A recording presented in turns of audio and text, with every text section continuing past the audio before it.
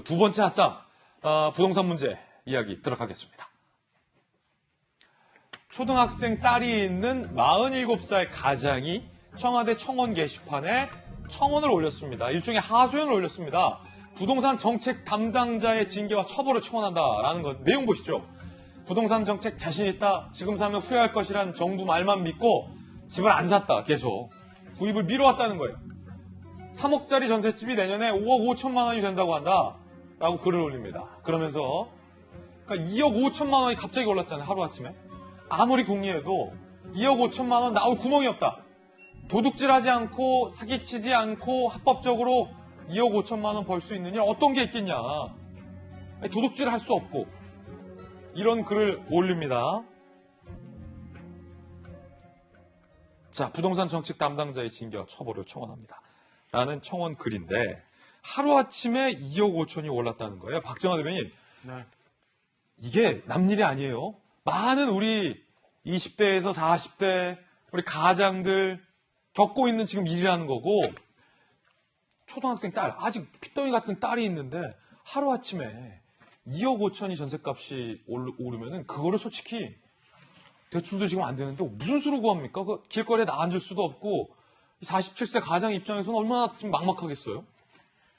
집 가지고 있고 그다음에 고가 전세 사는 사람들은 다 나쁜 사람들이니까 서울 살지 말고 딴 데 가라는 얘기예요. 그렇게 정부가 시키면 해야지 왜 국민들이 나서서 저는 청원 올리고 그래요. 라고 비꼬고 싶어요.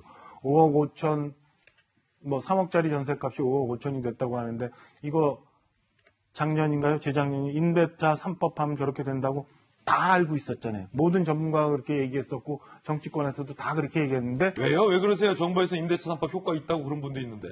아, 그분? 예. 그분은 딴 얘기도 그렇게 하시니까 그냥 정부가 시키는 대로 해야 되는 게 맞고 집 갖고 있는 사람들도 지금도 다 내놔서 그냥 허공에 붕붕붕 떠다녀야 이놈의 정부 이 부동산 정책은 원하는 대로 가는 것 아닌가 싶을 정도로 굉장히 처참한 상황입니다.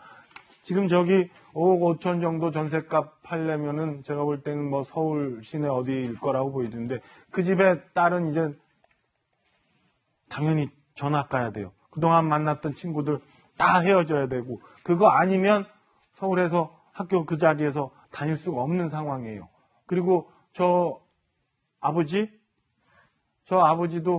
또 이제 굉장히 먼 출퇴근길을 해야 되는 거고 그리고 그마저도 제가 볼 때는 서울 인근의 수도권이 지금 가격이 지난주 보니까 3%가 또 올랐다는 거예요. 그러면은 수도권도 쉽게 구할 수 없는 그런 상황까지 가버릴 거거든요. 그러니까 모든 국민들을 힘들게 만들고 모든 국민들이 매일 집에서 부부싸움 하게 만든 게 25번 지금까지 왔었던 이 정부의 정책이었다라고 저는 좀 평가하고 싶고요. 지금이라도 뭐가 잘못됐다면 근본 원인에 대해서 솔직하게 얘기하고 다시 국민들의 동의를 좀 얻는 과정을 거쳐야죠. 괜히 그 무슨 발표하면서 지금도 집 사는 사람 나쁘다고 얘기하고 곧 집값 떨어질 테니까 사지 말라고 이런 좀 황당한 얘기를 하는 그런 관료들도 좀 없었으면 좋겠고 그런 생각하고 있는 청와대에서 생각 좀 바꿨으면 좋겠고 좀 나 살고 싶은 동네 나 살고 싶어서 초등학교 중학교 고등학교까지 우리에 살면서 그냥 더불어 사는 그런 마을 공동체 좀 만들었으면 하는 바람이 오늘 아침에 또 듭니다. 자, 박정화 전 대변인의 견해였고요. 말씀 중에 이제 이놈의 정부라는 표현은 좀 방송적으로 부적절하다라는 말씀 드리면서 시청자분들에게 양해와 정정 제가 드리겠고요. 손종희 변호사님, 요 가장의 글, 일단은 우리가 본 거는 청와대의 청원은 누구나 다 할 수 있다. 그리고 그 사실관계 진위 여부는 사실은 알 수는 없다라는 말씀 드리는데, 손종희 변호사님께 보시기에 만약에 이제 이 청원 글 내용이 다 사실이라면, 또 초등학생 딸이 있고 2억 5천이 오른다라는 이게 사실이라면 꽤 사실은 부부가 매일 부부싸움을 한다는데 집 문제로 굉장히 막막한 상황이잖아요. 어떻게 보셨습니까? 일단은 전세가가 급등하는 것은 수치상으로 확인되기 때문에 저런 가정이 충분히 있을 수 있고, 그래서 뼈아프게 청와대에서도 반성의 목소리가 나오고 있고, 국토부 장관도 여러 차례 이제 관련된 발언이 나왔다, 이렇게 보시면 될 것 같고요.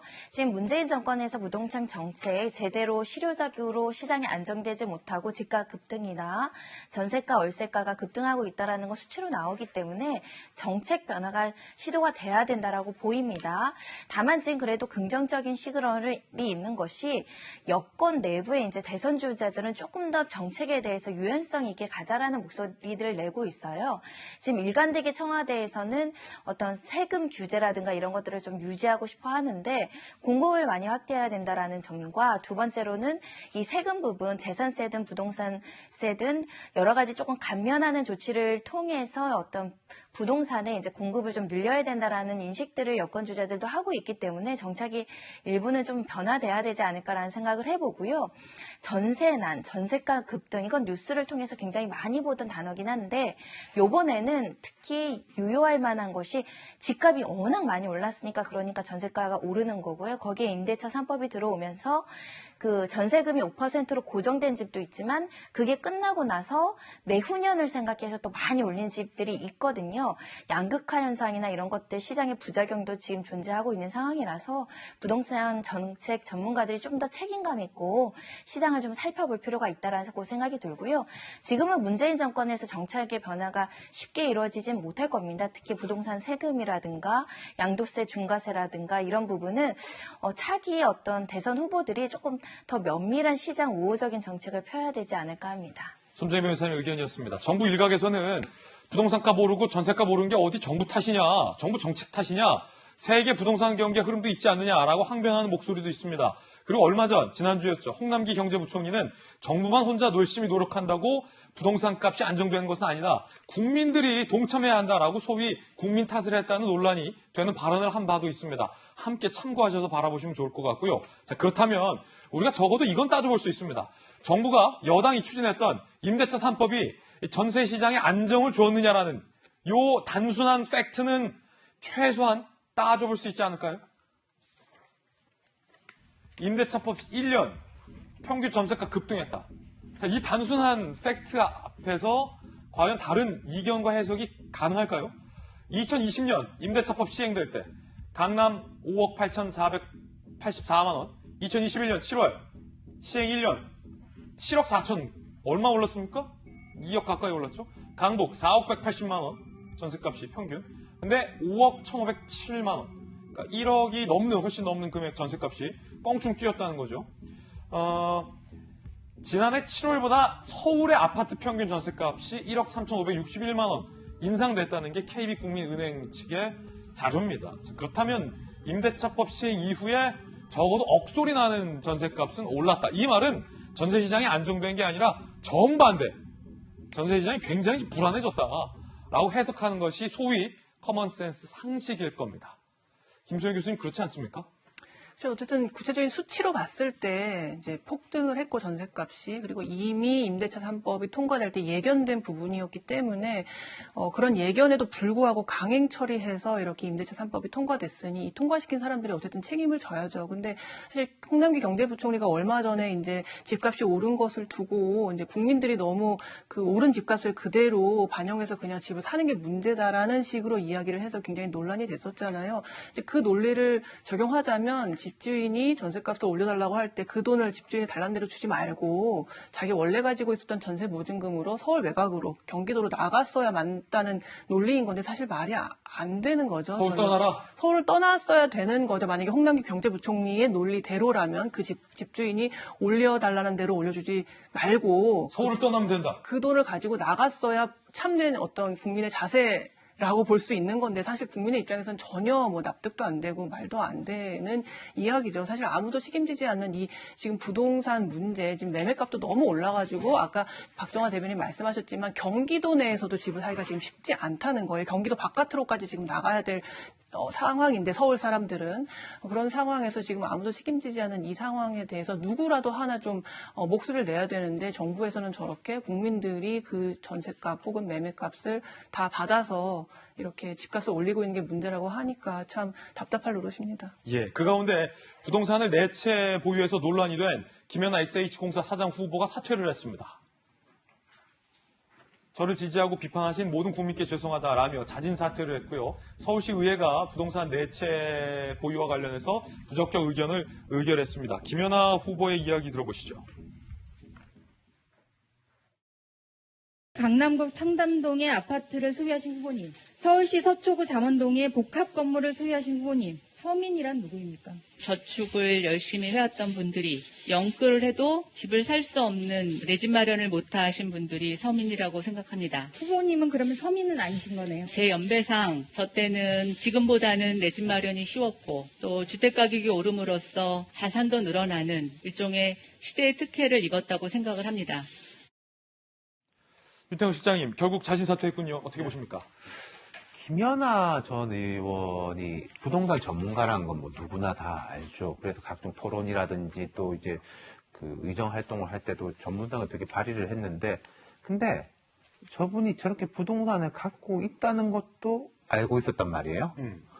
그 의원 활동할 때 이제 재산 공개를 했고, 그 다 알고 있었는데, 그게 두 가지가 있는 것이, 그럼 이제 오세훈 시장이라든지 김연아 의원은 왜 저 부분에 대해서 미리 정리를 좀 하지 않았을까? 뭐 예컨대 지금 두 차례 정리한다고 하지 않습니까? 뭐 이야기 들어보면 다 사정들이야 있죠. 하나는 사는 것이고, 하나는 이제 남편이 이제 부산에서 일을 하기 때문에 거기서 뭐 거주용, 뭐 사무실용, 그리고 이제 복합 건물이라고 했는데, 상가는 뭐 어머님, 노모의 이제 뭐 생계용, 이렇게 사정은 다 있는데 뭐 사정 없는 사람이 어디 있겠어요. 근데 두 채 판다고 했던 걸 이제 미리 했다면 좀 달랐을 건데, 그게 저는 좀 이해가 안 가는 측면이 한 가지가 있고, 두 번째는 이게 조금 정치적인 건데, 자, 지금 이제 오세훈 시장이 당선될 때 부산의 박형준 시장도 마찬가지입니다만은 그 시의회가 극명하게 여소야대잖아요. 네. 서울시의회는 한 95% 정도 될 겁니다. 여당 의원이. 그럼 이제 만만치 않을 것이다 라고 봤는데, 이제 그게 첫 번째로 왔다.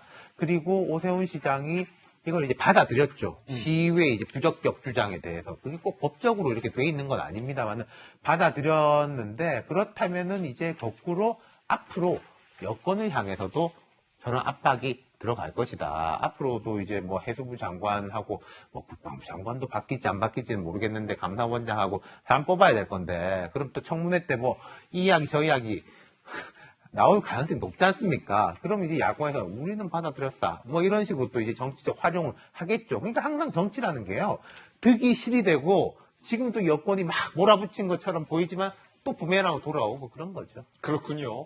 핫삼 세 번째 소식 살펴보겠습니다.